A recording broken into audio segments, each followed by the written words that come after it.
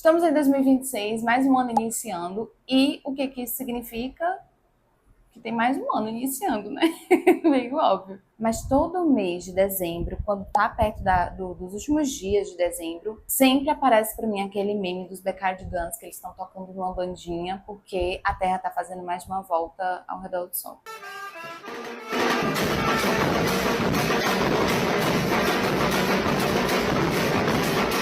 Mas por que eu tô falando isso tudo, né? Porque os nossos ancestrais, eles meio que procuraram alguma forma de prender o tempo para poder calcular essa passagem do tempo. E eu não sei se vocês vão me entender, mas o tempo em si, ele é meio que uma coisa criada por nós seres humanos. Não estou dizendo que a gente criou o dia e a noite, nem nada disso. Estou dizendo que a forma como a gente mede o tempo, como a gente calcula, foi uma coisa criada pelos nossos ancestrais e que foram adaptadas com o decorrer do tempo. E essas adaptações só aconteceram porque eles conseguiam observar o meio em que eles viviam. Ou seja, eles observavam as cheias dos rios, né, por exemplo, a do Rio Nilo. Eles observavam as mudanças de estações, que tinham estações que eram mais quentes, outras eram mais frias. A própria mudança do dia e da noite também era uma coisa bem perceptível para as pessoas e elas viam que com isso o tempo ia passando. Mas o tempo em si, ele não foi criado apenas para a gente poder comemorar o ano novo, o nosso aniversário. E a construção dele também não foi a mesma coisa para todas as culturas. Mas a própria forma de construção do tempo, né, de registrar o tempo, foi justamente por causa das coisas, das condições humanas.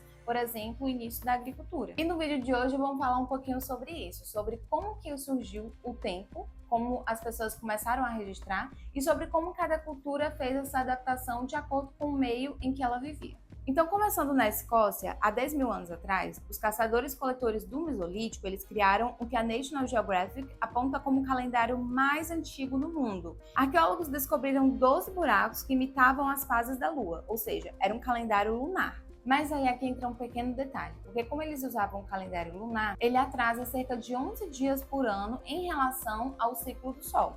Então, como que eles resolveram isso? Para exemplificar, o céu ele tem dois relógios. O relógio da Lua, que é o mês lunar, e o relógio do Sol, que é o ano solar. O ciclo de uma lua nova até a próxima dura aproximadamente 29,5 dias. Se você tiver 12 meses lunares, ou seja, um ano de luas, o total será de 354 dias e não 365 dias. Já no calendário do Sol, a Terra leva aproximadamente 365 dias para dar uma volta completa ao redor do Sol. Só que aí a conta não fecha, porque 365 menos 354 tem 11 dias de diferença. Mas aí o que isso significa na prática? Que se eles usassem apenas o calendário lunar, todos os anos iria meio que o tempo voltar para trás 11 dias. Então, em 3 anos aproximadamente, eles estariam atrasados cerca de um mês. Então, isso bagunçaria todas as estações. E como os povos antigamente usavam a medida do tempo, principalmente por causa da agricultura, isso não ia ser muito inteligente. Então, por causa disso, eles usaram o Sol como um botão para resetar. O solstício de inverno é o dia mais curto do ano. É um evento astronômico fixo que acontece exatamente no mesmo momento do ciclo solar todos os anos. O reset que os arqueólogos descobriram que eles faziam eram 12 buracos que estavam dispostos em um arco alinhado com um corte nas montanhas do horizonte. E aí que vem a mágica, todo ano, no dia do solstício de inverno, o sol nascia exatamente naquele ponto da montanha, onde eles marcaram. Então vocês imaginam, por exemplo, o xamã daquela aldeia.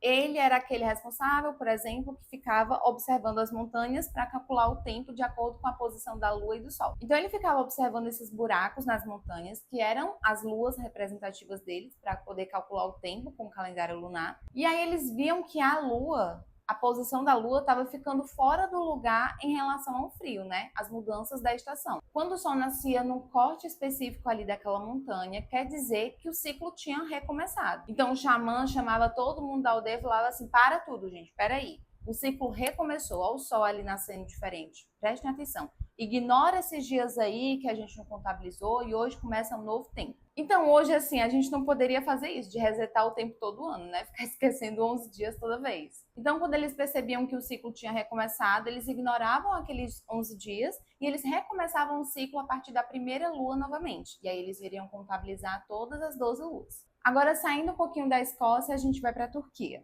Pesquisadores encontraram pilares de 12 mil anos com marcações em V. Um estudo recente sugere que um único pilar, todos esses tracinhos em V, tem 365 desses símbolos, representando cada dia do ano solar. Mas o mais fascinante vem que esse calendário, né, de acordo com alguns estudos, ele foi construído, né, esses tipos de pilares, para poder registrar a mudança do clima na Terra por causa da passagem de um cometa. Então, eles meio que registraram o tempo não só para poder medir a passagem do tempo, mas para poder registrar quanto tempo depois iria vir uma outra catástrofe, como, por exemplo, a desse cometa. Agora, o super desconhecido, né, ninguém conhece o Stonehenge.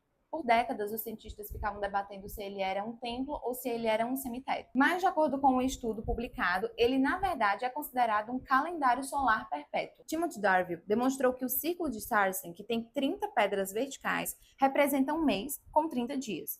Eles dividiam um mês em 3 semanas de 10 dias. Multiplicando 30 por 12 meses, a gente tem 360.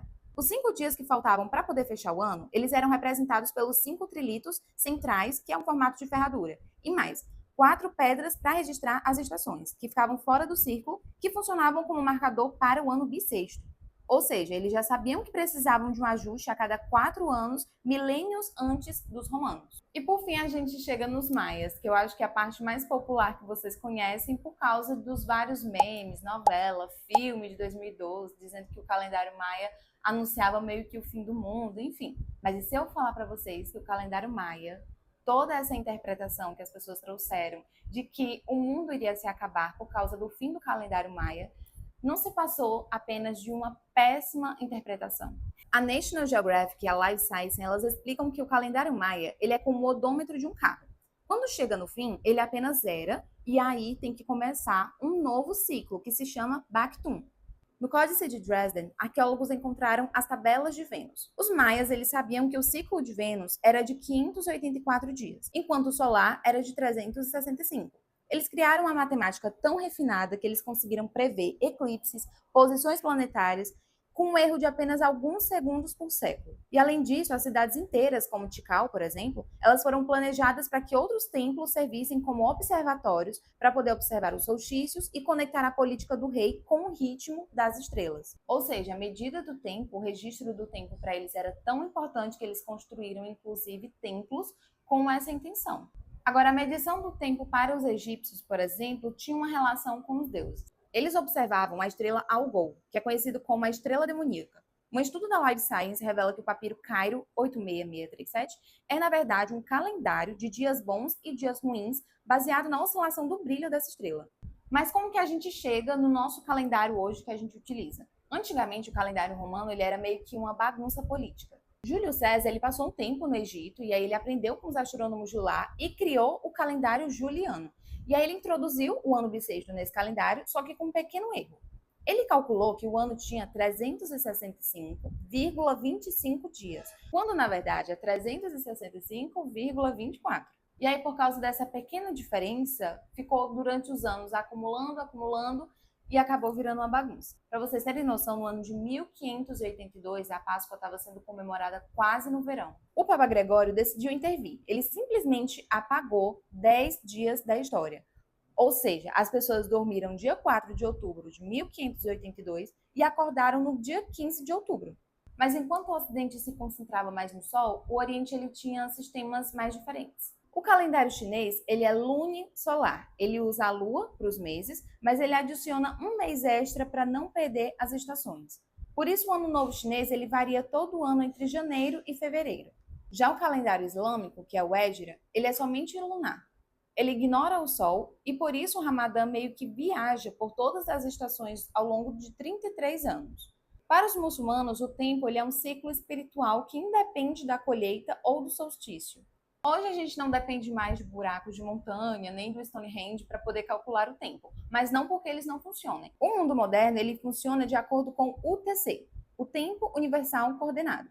Medimos o tempo através da oscilação de átomos de Césio. É tão preciso que atrasaria apenas um segundo a cada 100 milhões de anos. Mas mesmo que a gente use a tecnologia para a gente poder calcular o tempo, por ser um pouquinho mais precisa, Ainda tem uma coisa mais poética, porque a gente ainda permaneceu com os calendários com os nomes romanos e também os ciclos que os maias e os egípcios estudavam. Se vocês já sabiam de algumas dessas descobertas, comentem aqui embaixo. Mas, gente, o vídeo foi esse. Espero que vocês tenham um ótimo ano e feliz ano novo para vocês.